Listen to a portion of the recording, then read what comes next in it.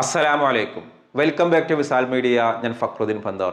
വിസാൽ മീഡിയ നടത്തുന്ന ഖുർആൻ പാരായണ മത്സരത്തിലെ ഡേ 3 ആണ് ഇന്ന്, മൂന്നാമത്തെ ഒരു ദിവസം. ഇന്ന് 3 മത്സരാർത്ഥികളാണ് ഇന്നത്തെ ദിവസം മത്സരത്തിൽ മാറ്റുരക്കുന്നത്. ഇൻഷാ അല്ലാഹ് നിങ്ങൾ ഈ വീഡിയോ മുഴുവനായിട്ട് കണ്ട് ഈ 3 പേരുടെ ഖുർആൻ പാരായണ മത്സരവും കൃത്യമായിട്ട് കേട്ടിട്ട് നിങ്ങളുടെ അഭിപ്രായങ്ങൾ നിങ്ങൾ കമൻറ്റ് ചെയ്യണം. കാരണം നിങ്ങളുടെ അഭിപ്രായങ്ങൾ മാർക്കിനൊരു അടിസ്ഥാനമാണ്. നിങ്ങൾക്ക് പരമാവധി പ്രോത്സാഹിപ്പിക്കുന്ന രീതിയിലുള്ള കമൻറ്റ് ആവുക. തെറ്റുകൾ ഉണ്ടെങ്കിൽ നിങ്ങൾ ചൂണ്ടിക്കാണിക്കണം, അറിയുന്ന ആളുകൾ. അപ്പോൾ ഇൻഷാ അല്ലാഹ് ഇന്ന് 3 ആളുകളുടെ മത്സരങ്ങളാണ്, 3 ആളുകളാണ് ഇന്നത്തെ മത്സരത്തിലുള്ളത്. പിന്നെ ഈ ഒരു ഖുർആൻ മത്സരത്തിലേക്ക് എൻട്രി അയക്കുന്ന ആളുകളെ ഈ നമ്പറിലേക്ക് നിങ്ങൾ അയക്കാം. പ്രത്യേകം ഞാൻ പറയുന്നു, ജെൻഡർ വ്യത്യാസമില്ല, പ്രായ വ്യത്യാസമില്ല. ഖുർആൻ ഓതാൻ അറിയുന്ന ആളുകൾ 7 ആയത്ത് കാണാതെയോ കണ്ടിട്ടോ നിങ്ങൾക്ക് ഓതിയിട്ട് ഈ നമ്പറിലേക്ക് അയക്കാം. ഒരു റമദാൻ 20 ആകുന്നതിന് മുൻപായിട്ട് അയക്കണം. കാരണം ഇത് റമദാനോട് കൂടി നമ്മൾ ഈ മത്സരം അവസാനിപ്പിക്കും. നിങ്ങൾ വിശുദ്ധ ഖുർആനുകൾ വോയിസ് ആയിട്ട് അയക്കരുത്. പലരും വോയിസ് ആയിട്ട് അയക്കലുണ്ട്. നല്ലൊരു 55 വയസ്സിലൊരു വലിയ വോയിസ് ആയിട്ട് അയച്ചിട്ട് മോനെ ഇത് കൊടുക്കുമോ എന്ന് ചോദിച്ച് നമ്മളൊരു നിയമം വെച്ചിട്ട് അതിന് മാറ്റം വരുത്തി കഴിഞ്ഞാൽ ഒരുപാട് അത് പിന്നീട് ഒരു പ്രയാസമായിട്ട് മാറും. അതുകൊണ്ട് എൻ്റെ പൊന്നാര ഉമ്മമാരെ ഒരു തരത്തിലും എന്നോട് ഇങ്ങനെ ദേഷ്യം തോന്നരുത്. വോയിസ് ആയിട്ട് അയക്കുന്ന ആളുകളുടെ വോയിസ് ഒന്നും കൊടുത്തിട്ടില്ല. നമ്മൾ വീഡിയോ ആക്കിയിട്ട് അയക്കുന്ന അതാണ് നമ്മൾ കൊടുക്കുന്നത്. ഇനിയിപ്പോൾ ഒരു സ്ത്രീകളാണ്, മുഖം കാണിക്കേണ്ടതല്ല എന്നുണ്ടെങ്കിൽ പറഞ്ഞാൽ മതി. അത് ബ്ലർ ചെയ്തിട്ട് മാത്രമേ നമ്മൾ ആ വീഡിയോ അപ്ലോഡ് ചെയ്യുള്ളൂ. അപ്പോൾ ഇതിലേക്ക് അയക്കുന്ന എല്ലാ ആളുകൾക്കും അള്ളാഹു അർഹമായ പ്രതിഫലം നൽകി അള്ളാഹു അനുഗ്രഹിക്കട്ടെ.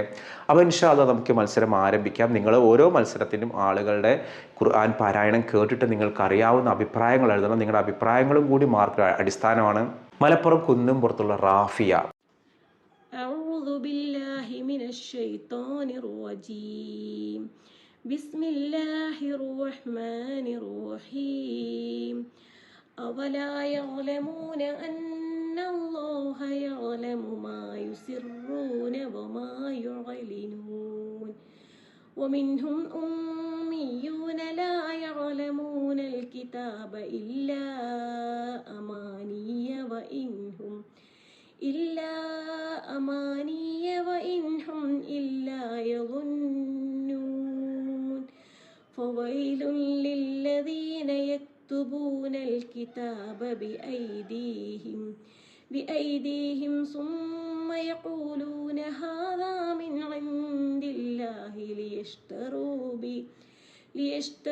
به ثمنا قليلا فويل لهم مما كتبت أيديهم وويل لهم مما يكسبون وقالوا لن تمسنا النار إلا أياما معدودة قل أتخذتم عند الله أحدا فلن يخلف الله أحدا أم تقولون على الله ما لا تعلمون بلى من كسب سيئة وأحاطت به خطيئته فأولئك أصحاب النار هم فيها خالدون والذين آمنوا وعملوا الصالحات أولئك أصحاب الجنة هم فيها خالدون وإذ أخذنا ميثاق بني إسرائيل لا تعبدون إلا الله وبالوالدين إحسانا وذي القربى واليتامى والمساكين وقولوا للناس حسنا وأقيموا الصلاة وآتوا الزكاة ثم توليتم إلا قليلا منكم وأنتم معرضون وإذ أخذنا ميثاقكم لا تسفكون دماءكم ولا تخرجون أنفسكم من دياركم ثم أقررتم وأنتم تشهدون. വളരെ മനോഹരമായിട്ട് ഓതിയിട്ടുണ്ട്. ഇവർ കാണാതെയാണ് ഓതിയത്. എല്ലാ അഭിനന്ദനങ്ങളും. മറ്റൊന്ന് കണ്ണൂർ പുഷ്പഗിരിയിൽ നിന്ന് 8 വയസ്സുള്ള സാക്കിയ ഷുക്കൂർ.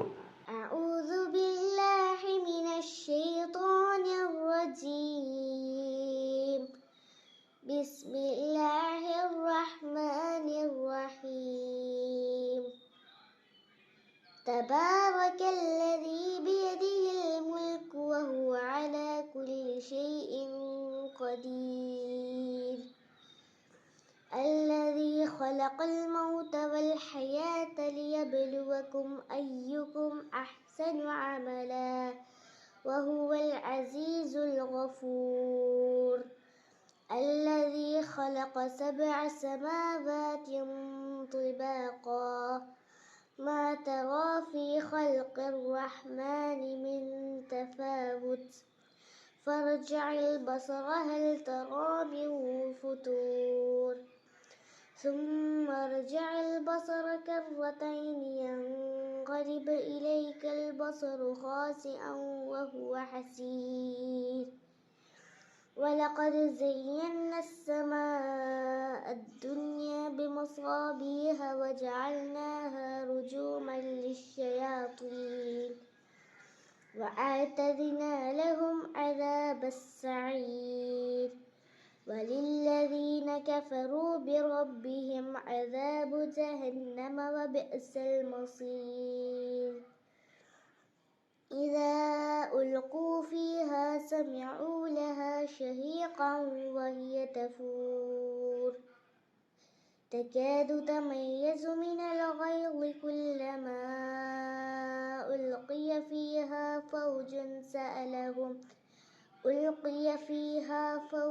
سألهم خزنتها ألم يأتكم نذير صدق الله العلي العظيم. നോക്കിയിട്ടാണെങ്കിലും ഈ കുട്ടി ഓതിയത് അടിപൊളിയായിട്ടുണ്ട്, വളരെ രസമുണ്ട്, നല്ല കഴിവുള്ള കുട്ടിയാണ്. അള്ളാഹു ആ കുട്ടിക്ക് ഇനിയും ഉന്നതങ്ങളിലേക്ക് എത്താനുള്ള തൗഫീഖ് അള്ളാഹു നൽകട്ടെ. മറ്റൊന്ന് മലപ്പുറം മുണ്ടംകുളത്ത് നിന്ന് 4ാം ക്ലാസ്സിൽ പഠിക്കുന്ന ഫാത്തിമ സെൻഹ.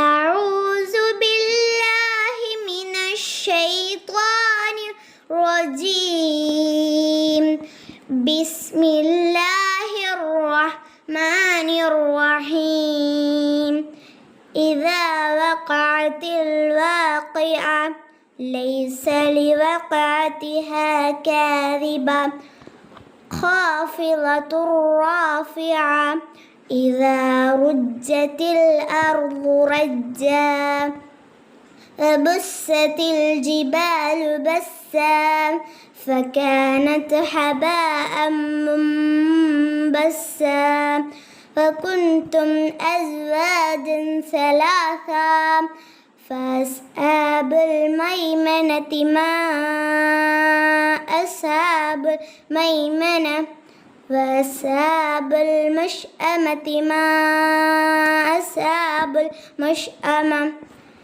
والسابقون السابقون أولئك المقربون في جنات النعيم ثلة من الأولين وقليل من الآخرين على سرر موضونة متكئين عليها متقابلين. അപ്പോൾ ഈ 3 ആളുകളുടെയും ഖുർആൻ പാരായണം കേട്ടല്ലോ. ഫാത്തിമ സെൻഹ അടിപൊളിയായിട്ടുണ്ട്, അള്ളാഹു അനുഗ്രഹിക്കട്ടെ. അപ്പോൾ 3 ആളുകളുടെയും എൻ്റെ കാഴ്ചപ്പാടിൽ വളരെ മികച്ചതായിട്ടുണ്ട്. ഇൻഷാ അല്ലാഹ് ലാസ്റ്റ് ആണല്ലോ നമുക്കതിൻ്റെ ഫൈനൽ റിസൾട്ടൊക്കെ പ്രഖ്യാപിക്കുക. അപ്പോൾ നിങ്ങൾ ഓരോ ആളുകളുടെയും നിങ്ങൾക്ക് ഇഷ്ടപ്പെട്ട അല്ലെങ്കിൽ ആ അഭിപ്രായങ്ങൾ നിങ്ങൾ താഴെ ഒന്ന് കമൻറ്റ് ചെയ്യണം. ഇൻഷാ അല്ലാഹ് അടുത്തൊരു ദിവസം മറ്റൊരു ഖുർആൻ മത്സര വീഡിയോയുമായിട്ട് വീണ്ടും കാണാം. അസ്സലാമു അലൈക്കും.